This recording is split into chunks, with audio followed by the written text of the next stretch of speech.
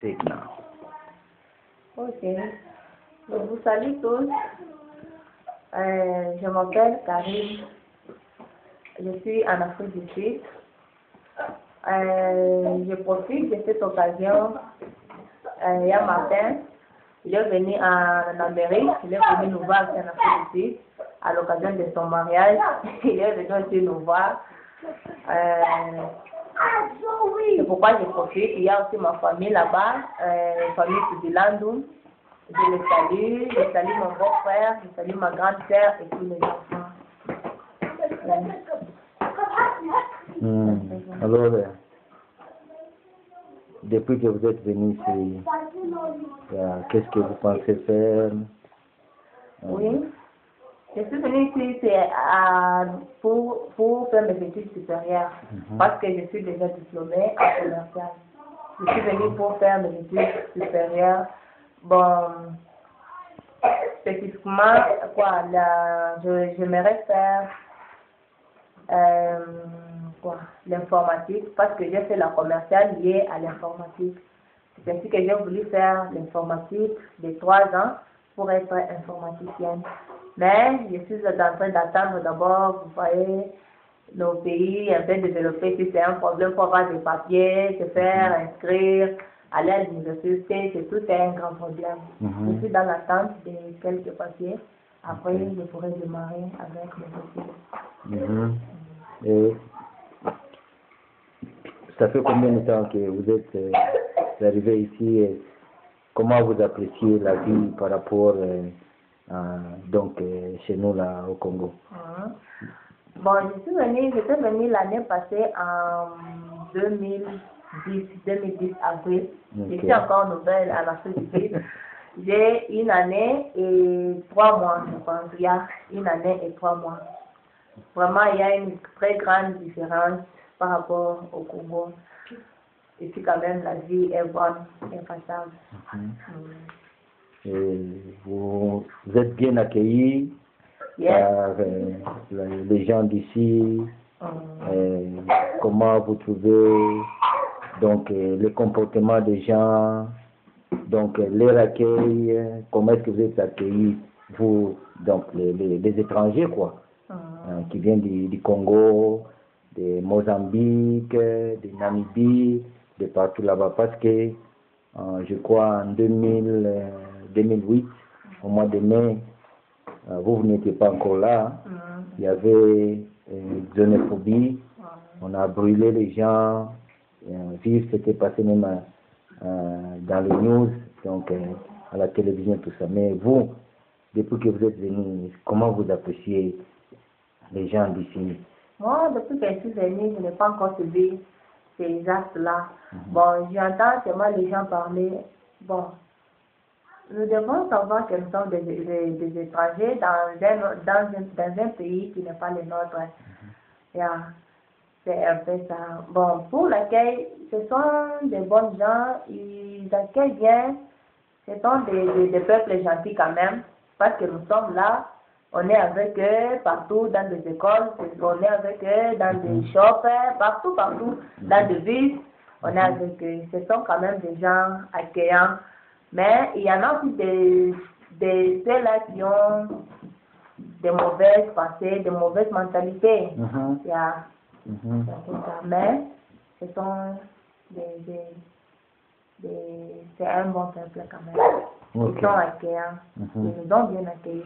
Bien que nous sommes des étrangers, quand même, ils nous ont approchés.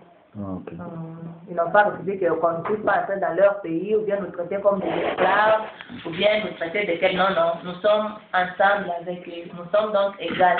Ce que nous, les étrangers, nous faisons et aussi les faits. Nous sommes quand même bien. Mais maintenant, comme vous êtes venu, donc vous avez quand même la nostalgie de votre pays là où vous venez. Yes. Oui, c'est vrai. Parce que nous avons vu quand même la différence entre eux, entre Afrique du Sud et Congo. Cela nous a donné un peu de nostalgie. Et après avoir terminé vos études, vous comptez rentrer au Congo ou bien qu'est-ce que vous allez faire après ça? Après avoir terminé, on ne peut pas rentrer au Congo parce qu'au Congo, on ne donne pas de travail. Ok. Quand tu peux étudier, tu termines, tu n'as pas un travail comme ça qui peut te procurer quelque chose. Mais si tu fais quelque chose, donc le travail est assuré. Tu étudies même pour une année, même pour 3 ans, sache que tu as ton travail et tu seras à l'aise. Après avoir fait des études, on sera ici pour travailler. Est-ce que vous croyez qu'on donne facilement le travail aux étrangers? Oui, oui, ils donnent. Surtout si tu as étudié dans ton pays et tu es venu ici. Là, pour avoir le travail, c'est un peu difficile. Parce qu'ils ne sont pas sûrs de la formation de chez nous. Ok. Mais si tu es venu dans leur pays, tu fais tes études dans leur pays et tu as des papiers, des sceaux, quoi, de leur pays, non, le travail est facile pour toi, tu en auras. Et le travail te donne si au moins tu as étudié dans leur pays. Ok. C'est vraiment une très bonne occasion vraiment de parler avec vous, Karine Wamukala. J'étais vraiment content d'être ici et venir vous voir. J'ai vu que vraiment vous êtes une bonne famille qui m'a bien accueilli. Malgré qu'on n'a pas beaucoup eu de temps de rester ensemble, mais le peu de temps que je suis venu, j'ai vu que vraiment vous êtes une bonne famille accueillante. Alors, je vous souhaite toutes les bonnes choses. Donc, vous êtes encore une jeune fille. Vous avez l'avenir.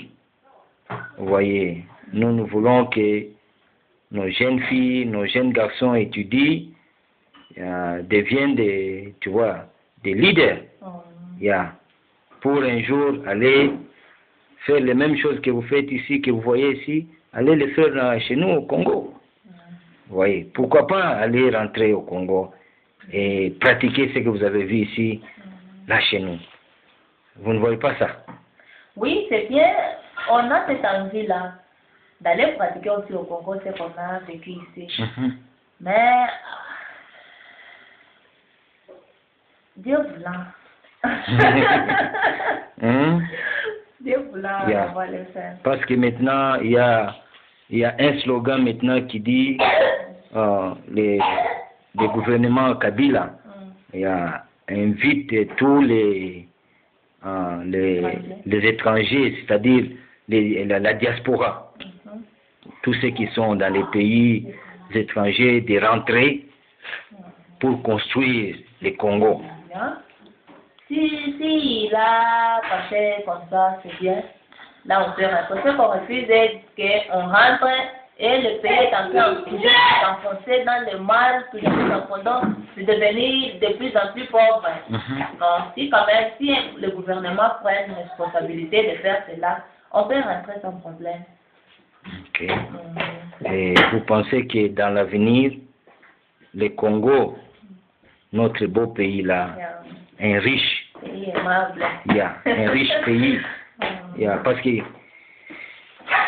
quand je vous parle comme ça, je sens même des larmes dans mes yeux, parce que c'est là où moi, Martin, j'ai grandi, j'ai étudié là-bas, malgré que je suis allé aux États-Unis et que je suis devenu citoyen américain, mais le sang que j'ai, c'est un sang congolais. Ouais. Donc, je sens toujours que ce pays-là, il faut qu'un jour nous puissions relever ce pays-là. Maintenant, vous, la jeunesse, qui est le futur du Congo, qu'est-ce que vous pensez? Est-ce que vous pensez qu'un jour, ce pays-là sera relevé? Nous avons de l'espoir, nous pensons vraiment à cela. En tant que jeunesse, nous le pensons vraiment qu'un jour, quand tous les vieux là qui sont au pouvoir vont passer par la grâce de Dieu, le Congo va se relever et ça sera bien. Moi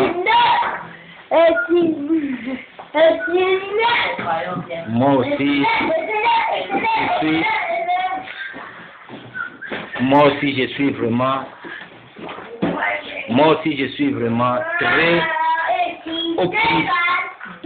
Je suis optimiste, même si dans ma génération, je ne le vois pas, mais je crois que dans 3 ou 4 générations futures, on verra ce pays-là se relever. Yeah. On est en train de beaucoup prier. C'est très riche, vraiment. Ce n'est pas riche seulement en ressources minières, mais il y a aussi des intellectuels. Vous voyez, il y a des docteurs, il y a des ingénieurs, il y a des professeurs, il y a toutes sortes donc des intellectuels. Mais comment expliquer que ce pays-là qui a vraiment une infrastructure là, hein, mais on est en train de les qualifier de plus pauvres. Un pays qui est riche, potentiellement, mais qui est pauvre. C'est sur base de ceux qui sont à la tête qui rendent cela pauvre. Et les pays produisent, mais ceux qui sont à la tête sont en train de vendre nos ressources, nos biens. C'est pourquoi le pays est en train de reculer derrière. Et ceux qui terminent, qui ont étudié les intellectuels, ils n'ont pas la force de faire quelque chose. Parce que ceux qui sont à la tête, ce sont ceux qui ont les derniers mots. Et ils n'agissent pas en bien. C'est pourquoi le pays est en train de reculer derrière. Donc, je peux dire que le pays il est corrompu. Yes. On peut dire ça. Maintenant, comment il faut maintenant remédier à ces fléaux-là moi, je peux dire que c'est un démon, la corruption. Mais comment il faut remédier à ça? Ça, vraiment, il faut que les gens eux-mêmes, les Congolais, aient premièrement qu'ils aient la bonne volonté de rebâtir le pays. Deuxièmement, qu'ils aient l'amour de leur pays. Et l'amour du prochain, je peux dire. L'amour, parce que si toi tu es riche et que tu aimes que ton ami aussi, ton frère soit riche, tu peux faire de telle sorte que vous tous vous soyez ensemble, vous puissiez partager. Mais ce n'est pas le cas pour nos frères congolais. Ils aiment donc s'enrichir eux-mêmes. Ils n'aiment pas leur pays. C'est pourquoi.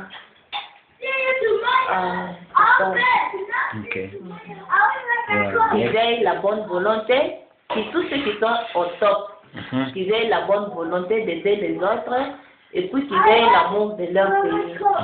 Le Congo va se relever.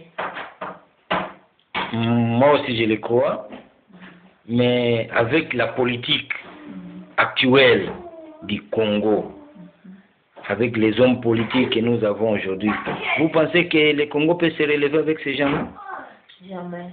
On ne pense pas. Tel que nous l'avions dit, nous croyons même à la 3e, 4e génération, quand ces gens-là vont passer, peut-être ceux qui vont remplacer, ils auront quand même la bonne volonté. Donc le président du Congo, celui qui va bien diriger, n'est pas encore né? En fait, je crois. Parce que ceux qui sont là, ils ne veulent pas quitter. Oui.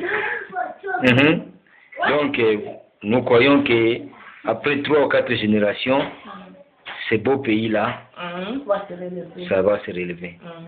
Donc, je suis vraiment très content de vos idées. Je crois que ce n'est pas parti dans l'eau, c'est déjà enregistré. Il y a des gens qui vont vous écouter. Il y a peut-être un jour, vous allez même passer à la télévision. Pourquoi pas? Donc, nous espérons aussi dans cette jeunesse-là, parce qu'on a toujours dit que les vieux passent, mais c'est la jeunesse montante qui va construire. Alors, comme vous avez donné vraiment de bonnes idées, je crois que les gens vont vous écouter. Et que ce ne soit pas seulement la dernière fois. Vous pouvez même passer par Internet. Tu vois, nous avons beaucoup de moyens de communication maintenant. Vous voyez, il faut maintenant faire des débats. Il y a les Facebook. Il faut entrer là-bas. Il faut seulement se concerter là-bas pour voir comment il faut éradiquer ces grands fléaux-là, les démons-là que j'appelle la corruption. C'est sur notre Congo. Oui. Et puis, j'invite aussi à nos frères et sœurs qui sont ailleurs, partout dans le monde, qui sont partis aussi se réfugier quelque part, d'aimer aussi leur pays, qui ne nous aillent pas pour du bon à oublier les Congos, non. Voyez d'autres pays, ils pensent, quand ils passent ailleurs, quand même, ils construisent chez eux. C'est ça aussi. Nous, quand même, comme Dieu nous a fait grâce, on peut commencer à faire le fait que nous pouvons. On construit aussi de belles maisons au Congo. Il y a différentes fiertés. Comme au Nigeria. Comme le Nigeria a fait. Ah oui, j'ai vu les Nigériens. Ils construisent leur pays, bien qu'ils soient aux États-Unis, en Europe, partout là-bas. J'invite aussi mes frères qui sont d'ailleurs de le faire aussi. Ok. Mais il y a une question. Quand vous construisez une maison, donc vous êtes sûr que vous allez habiter dans cette maison? Parce que chez on sait que chez autrui, on peut rester des années, mais chez toi, c'est chez toi. Un jour, tu peux aller même visiter tes parents, même tes cousins, tes frères et sœurs là-bas. Tu peux habiter dans cette maison. Ou bien même si tu n'habites pas. Si quelqu'un passe, peut-être un étranger aussi, il passe, il voit ta belle maison que tu as construite. Ça sera ta fierté et la fierté de notre pays aussi. Vraiment. Ok. En tout cas, je vous remercie beaucoup. Je peux appeler mademoiselle Karine. Et je suis vraiment très content d'avoir vos idées. Prochainement, on va encore parler, si Dieu nous donnait encore l'occasion. Merci aussi, je suis très heureuse. Merci beaucoup. Je vous salue vous tous qui vont m'écouter. Je vous salue à l'écoute. Ok, bye. Bye.